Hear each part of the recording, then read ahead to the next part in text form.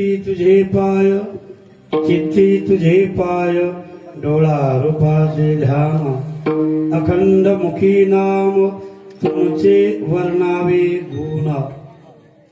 चित्ती तुझे पाय, डोळा रूपाचे ध्यान, अखंड मुखी नाम तुमचे वर्णावे गुण. हेची एक तुम्हा मागतो मी दातारा, उचित ते करा भाव जाणोनी खरा.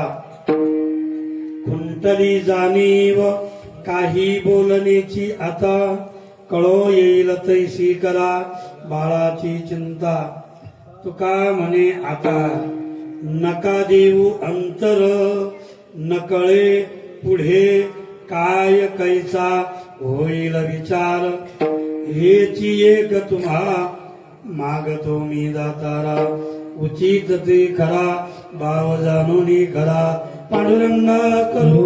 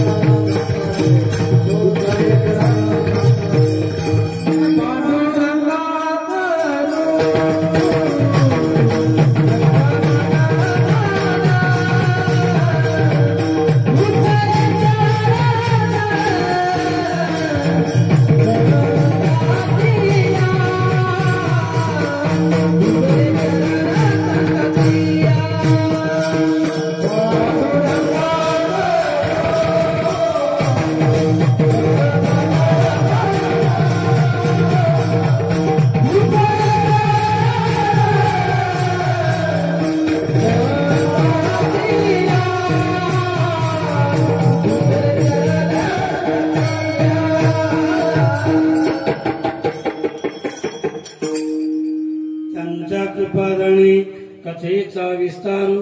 बाबाजी सद्गुरु दास तुका. ओम नमो ज्ञानेश्वरा, करुणा करा दयाळा. तुमचा अनुग्रह लाधलो, पावन झालो चराचरी. ज्यांचे गावी केला वास, त्यासी नसावी उदास. शरण शरण हनुमंता, तुम्हा आलो रामदूता. काय भक्तीच्या त्या वाटा, मज लावाव्या सुभटा. कैलासीचा देव भोळा चक्रवर्ती, पार्वतीचा पती योगीराज.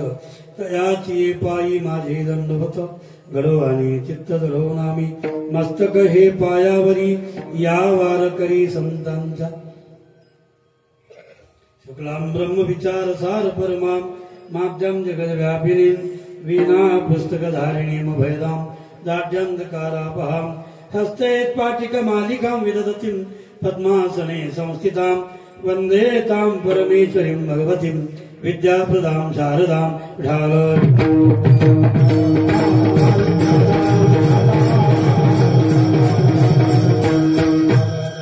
जयांचे केलिया स्मरण, होय सकळ विद्येचे अधिकरण. तेची बंधू श्री चरण, श्री गुरूंचे. कलावज्ञ जीव धारार्थ अवतार, कलांग काक तेजोदि कामोदि वक्त्र. कलानी सेवादा पुरोदार दत्त, समाधिस्तमूर्तिं भजे ज्ञानदेव. महायोग पीठे तटे भीमदत्ता, परम पुंडरीकाय धातुं मुनीन्द्रजी. समागत्य तिष्ठन्तमानन्दकन्दं, परब्रह्मलिंगं भजे पांडुरंगं. चित्ती तुझे पाय, डोळा रूपाचे ध्यान, अखंड मुखी नाम तुमचे वर्णावे गुण. प्रस्तुत कीर्तन रूपी सेवेसाठी निवडलेला अभंग. संत श्रेष्ठ जगद्गुरु वैराग्याचे महावीर असणारे श्री संत तुकोबराय यांचा 4 चरणाचा मागणीपर प्रकरणातील भगवंताला साकडं घालणारा प्रसिद्ध असा अभंग सर्वांच्या पाठातील. विठ्ठल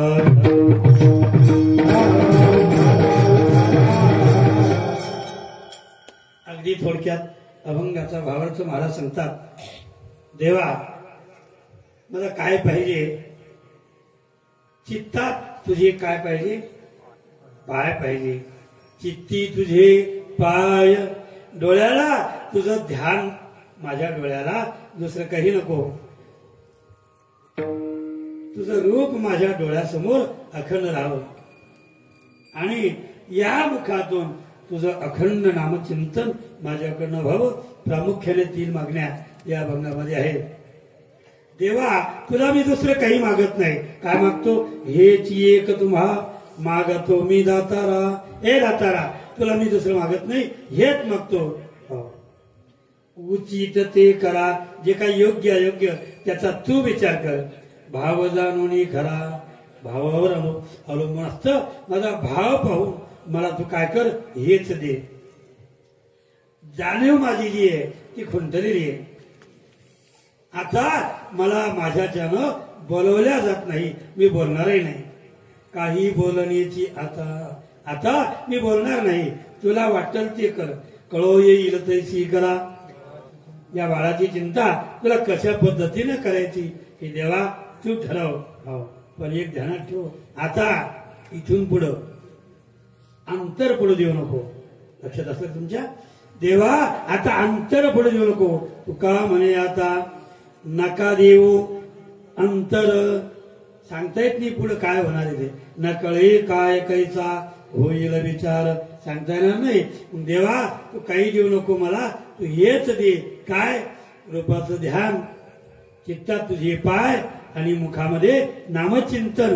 हे देवा तुझी माझी मागणी तुझ्याकडे एवढीच आहे, हेच मागणी तू मला दे. असा या अभंगाचा अगदी शब्दाची अर्थ.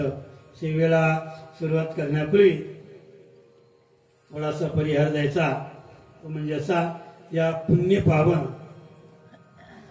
नवी पोजली नाही का अजूनही. माझी विनंती, माझे बांधव असतील, माझे मायबाप असतील, फक्त पायाला म्हणून बसू नका. मी तुमचं आहे म्हणून क्षमा मागून तुम्हाला सांगतोय की कीर्तनात पायाला म्हणून बसू नये. मांडी घालून पायतन घालून काढून बसा. या नव्या कोदलीमध्ये अखंड हरिनाम सप्ताहाचा 7वा दिवस का? 7वाच ना, 7वा दिवस. आणि नाम सप्ताहाचे दुसरं वर्ष मला वाटतं. मला बोलायला माझी जीभ जड होती हो. ज्या वेळेला या गावामध्ये आमचे आदरणीय हरिभक्तीपरायण मनोहर महाराज गिरणारे यांना सोबत घेऊन या गावामध्ये नाम सप्ताह सुरुवात केला.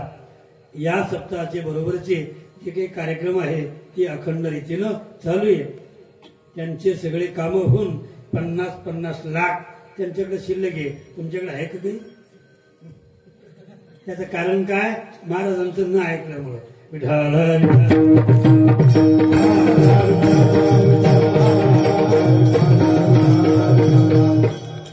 तुम्हाला पुढे नेऊन बोलणार नाही, कारण की तुम्ही माझे आहेत आणि मी कोण आहे? तुमचा आहे. आपण आपली किंमत वाढवावी हा धर्म आहे. म्हणून हे दुसऱ्या वर्ष परत कसं का होईना, परंतु या दुसऱ्या वर्षामध्ये या ठिकाणी सेवा करण्याचा सुयोग प्राप्त झाला. मागच्या वर्षी दुपारी जन्माचं कीर्तन करून मेहकर तालुक्यामध्ये गेलो होतो. यावर्षी हे कीर्तन घेतल्यामुळं त्यानं म्हणलं दुसरा पहा. आमचं जवळच जमलं, आमचं जवळच्या जवळ जमलं, पुन्हा सासरवाडीतच जमलं म्हणलं. त्याच्यामुळं तुम्ही कुठं सोयरीक पाहता. बरोबर आहे ना? सोयरिकीसाठी लांब लांब पाहायला जाते सोयरिकी, पण सोयरिकी होत नाही. पण आपली सोयरीक जवळच्या जवळ झाली, भाडं लागत नाही महाराज. मजाक वाटून लग्न झालं का? करायला टाकलं का? अजून तुम्ही विचारली. पण आपली सोयरिकीच होईल. जुन्या गावातून नव्या गावात आली, नव्या गावातून जुन्या गावात, आणि जुन्या गावातून पुन्हा नव्या गावात, म्हणजे मिक्स झाली. बरोबर आहे ना? हो. पण असू द्या, विनोदाचा भाग सोडा.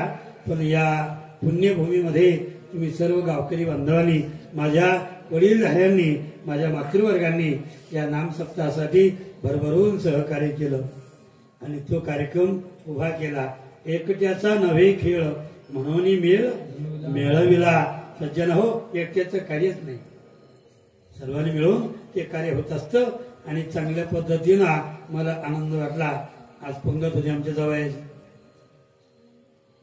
एक येडा काय घेतो, 2 घे. हो ना? तोंडाला पाणी आलं पण करू काय? रामनवमी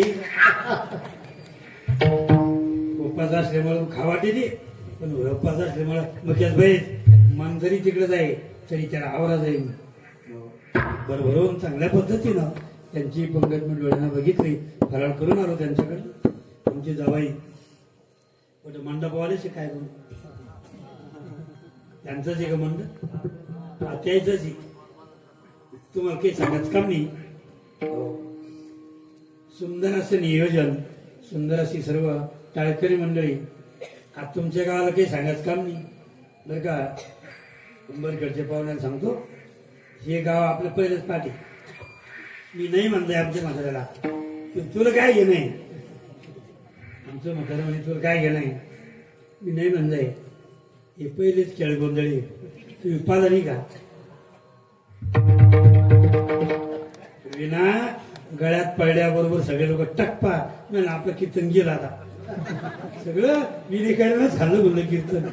काय आकर्षकता आहे, काय ताल आहे, काय नाचाची पद्धत आहे. महाराज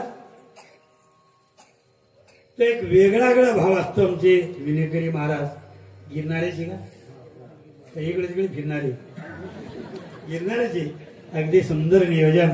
फेटाबी कुठून आणला कोणाला धोतर कोण सुंदर मला सांगायचं होतं ना.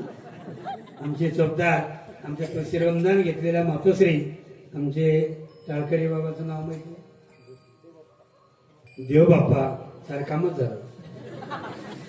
आमचे प्रभू महाराज आमचे गजानन महाराज मृदंगाचार्य त्यांनी या पुढं सज्जना काही पुढं पाठी घेतली ते पुढं काल्याच गिरणारात थोडे घाबरायला लागले. मग शेवटी घेऊ आपण त्याला म्हणजे रंगाचा भंग व्हायला नको तर पक्की करून घेऊ. गजानन महाराज म्हणजे गायनाचार्य आकाश महाराज धन्यवाद.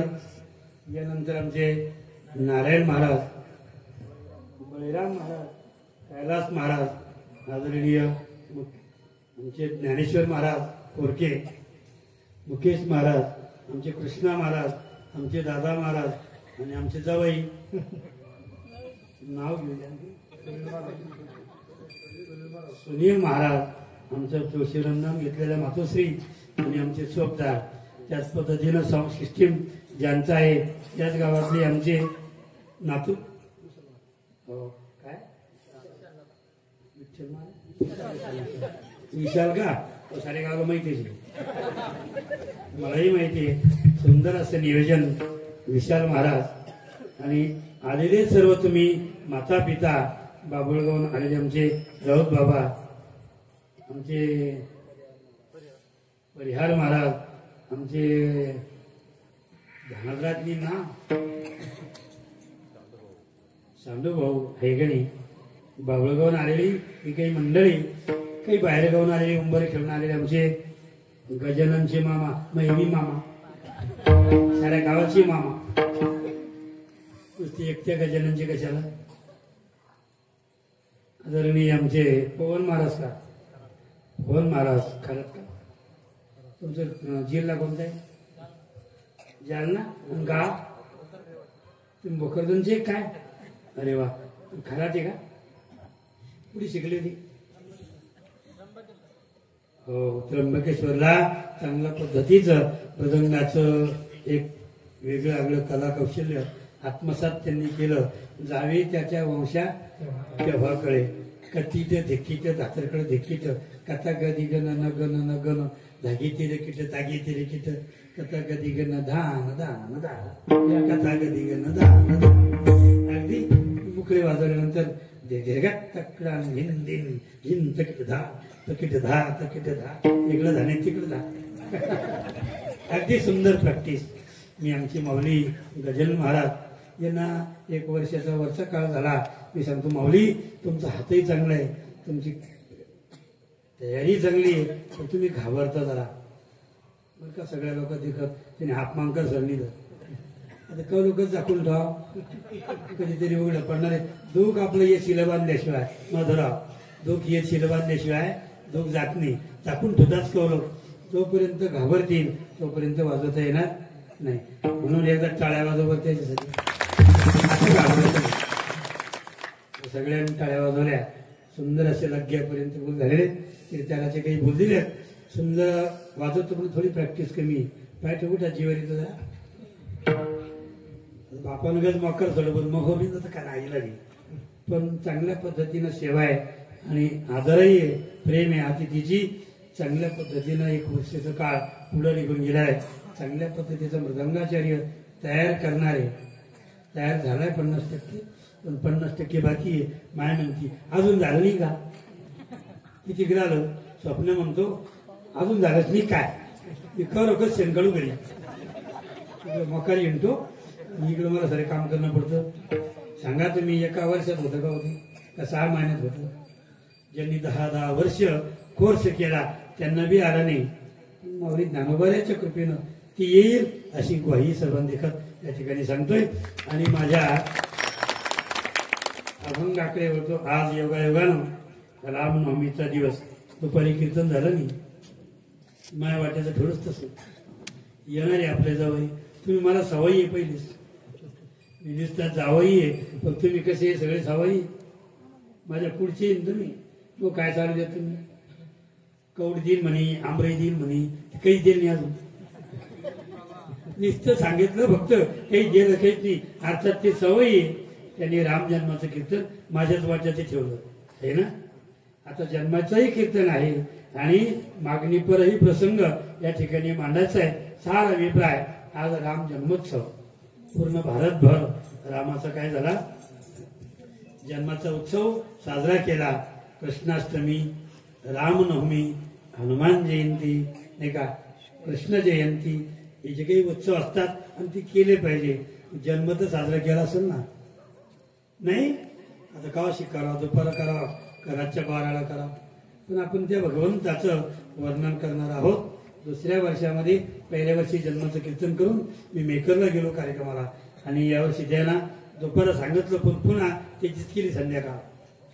असंच ना आमचे मनोहर महाराज धन्यवाद द्यावे तेवढे थोडेसे. दुपारचं पुन्हा संध्याकाळच्यावर घातलं. मला दुसऱ्या ठिकाणी जमन तशी 4-2 हजार रुपये भेटन, त्यानं भोकवलं ते झालं, चान्सच गेला.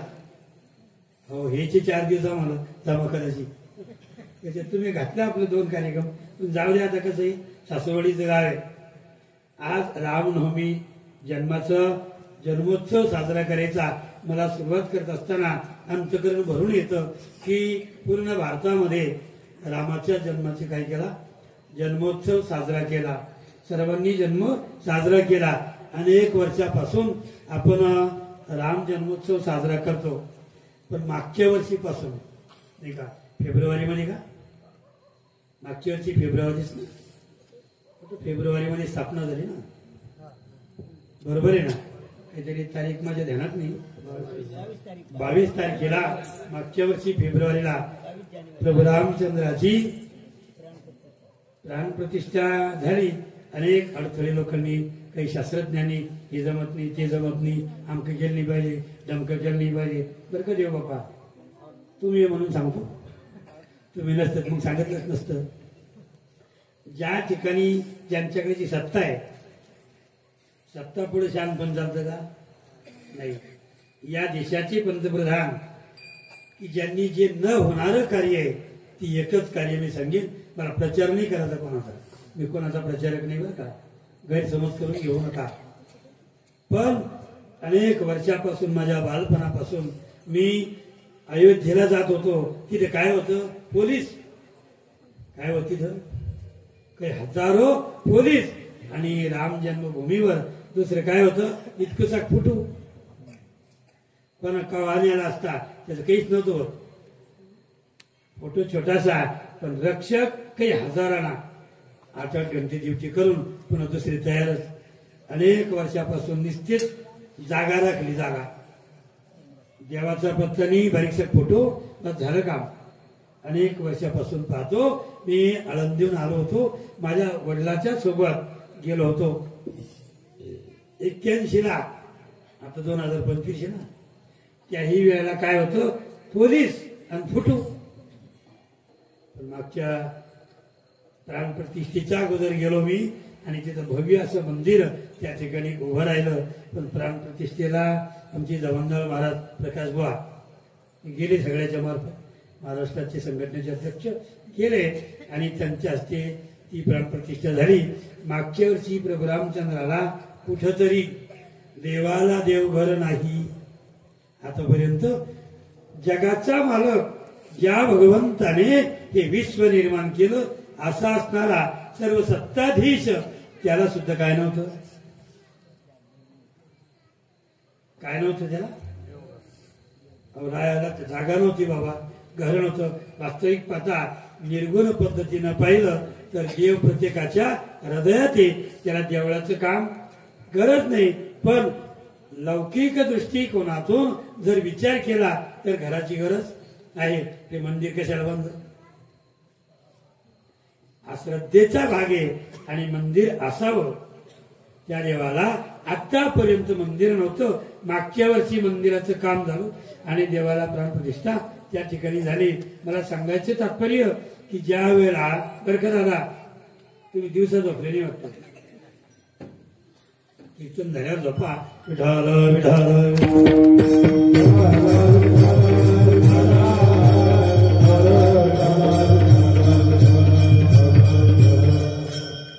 चोरी मांग झाली चालती.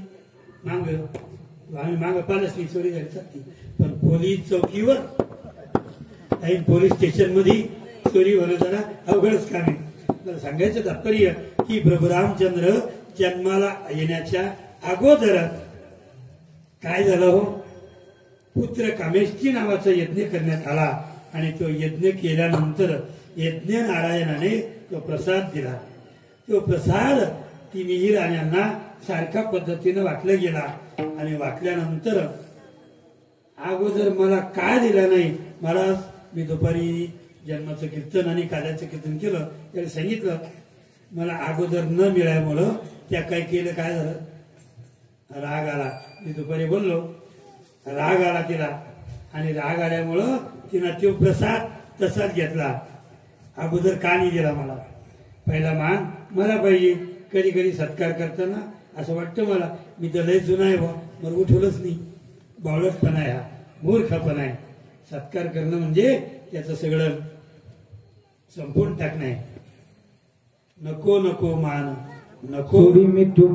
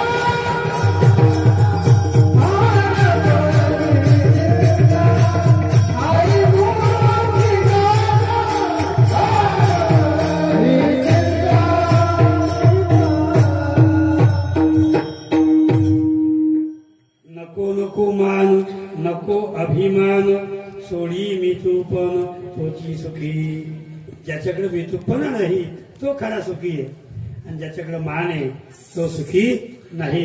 मला सांगायचं तात्पर्य की काही मातीने तो प्रसाद सेवन केला नाही. तो प्रसाद घारीनंच सेवन केला. घार आली आणि त्या घारीने तो प्रसाद घेऊन गेली. त्याची हनुमंत्र आहे. पुढे जन्म आहे हनुमंतरायचा. त्या प्रसादाचे हनुमंत्र आहे. विस्तार करायचं नाही. पण सुमित्रा आणि कौशल्य नाही का दोन राण्या त्यांनी असे असल्या पाहिजे. बाकीचे विचारवान तिथे गेला जाऊ द्या आपण काय खाऊ असं आपलं कोट्याने कधीच नाही करायचं. त्या मातोश्री यांनी काय केलं त्याचे भाग केले आणि 2 भाग परत कैकेयीला दिले. किती विचार आहे, किती ऐक्य आहे, किती समाधान आहे. नंतर त्या मातोश्रीच्या पोटी प्रभू रामचंद्र, लक्ष्मणराय, भरत आणि शत्रुघ्न या 4 मुलांचा जन्म झाला. पुत्र हेनश्चमे राज्यम सर्व दुःखाय कल्पते अशी असणारी परिस्थिती ज्यावेळेस मुलगा झाला त्यावेळेस अयोध्येमध्ये फार मोठा आनंद, त्या ठिकाणी आनंदोत्सव साजरा करण्यात आला. गुडिया तोरणे करती कथा गाती गाणे. गुडिया उभारल्या. मला गुडिया दिसले तुमच्या गावात, लावले ना? हो, आनंद वाटला. प्रभू रामचंद्राचा जन्म झाला. देव नामारूपाला आलानी आणि येला रूपाबळे करुणी खळे हरिदासी. देवाला आणावं लागतं. संत आपोआप येतात, पुढहून येतात आणि जीवाला यावंच लागतं. कर्म केलेले कर्म, त्या कर्माचं फळ भोगण्यासाठी तुम्हाला जन्माला यावं लागतं. संत परोपकारासाठी या पृथ्वी तलावर येतात आणि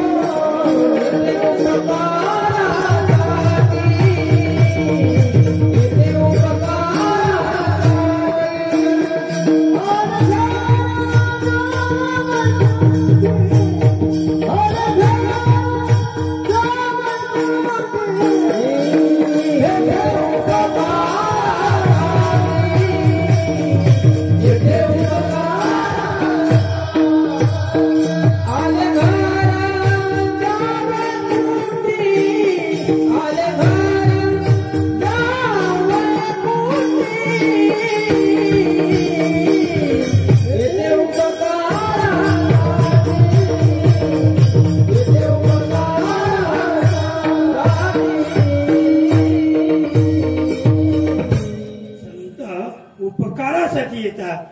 जीवाला कर्म भोगण्यासाठी यावं लागतं आणि देवाला आणावं लागतं. असा असणारा जगदीश्वर प्रभू रामचंद्र मातेच्या पोटी जन्माला आले. कौशल्याच्या पोटी प्रभू रामचंद्राचा काय झाला? जन्म झाला. कशासाठी? राक्षसांचा निपात करण्यासाठी, 33 कोटी देवतांचा उद्धार करण्यासाठी आणि राक्षसांचं निर्दलन करण्यासाठी. कोणाचा जन्म झाला? देवाचा. कोणाच्या पोटी? राजा दशरथाच्या.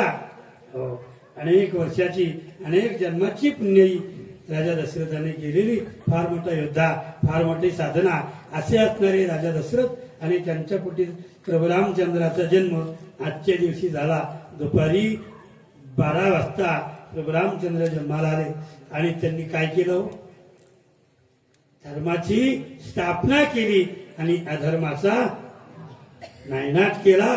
धर्म स्थापन केला आणि अधर्म संपवला. कशासाठी अवतार आहे? धर्माची स्थापना करण्यासाठी. धर्माचे